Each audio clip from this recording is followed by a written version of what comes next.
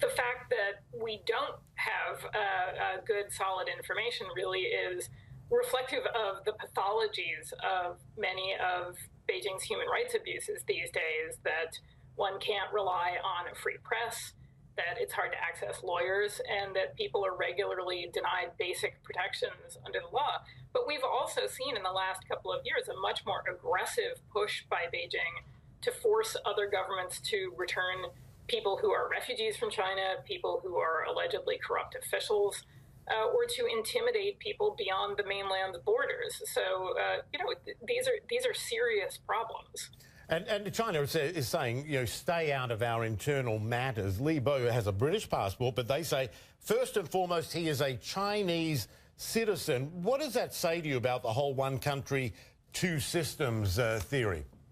Well, I think Xi Jinping's government's approach to the law is that the law is whatever they say it is whenever they want it to mean this or that. What's written on paper is regularly disregarded. And I think one of the most important aspects of this case is that it really is stoking fears in Hong Kong about encroachments by the Chinese government, which we've seen with respect to press freedom, about public protest there around the Occupy movement, and even around some judicial decisions. And when you talk about these fears, I mean, there's validity behind these fears, wouldn't you say, even though the mainland laws are not really supposed to apply to Hong Kong? Sure. There are, a number of realms in which we've seen some steady encroachment. And, the Hong Kong government has not necessarily covered itself in glory in defending its own territory under law. And I think people in Hong Kong have been concerned about everything ranging from media freedom to sort of basic public policy issues about whether their government in Hong Kong is really representing their interests or increasingly doing Beijing's bidding.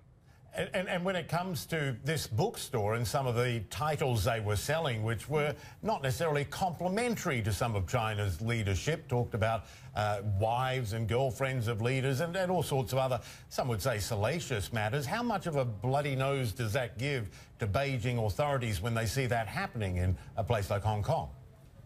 Well, presumably they dislike it the same way they dislike any kind of criticism, but one of the reasons Hong Kong and its independence, or its relative independence or autonomy, remain critically important is that it has for a long time been the part of China where you could go to get different, independent, credible information, as opposed to in the mainland where it's very difficult to access any materials that aren't censored by the state.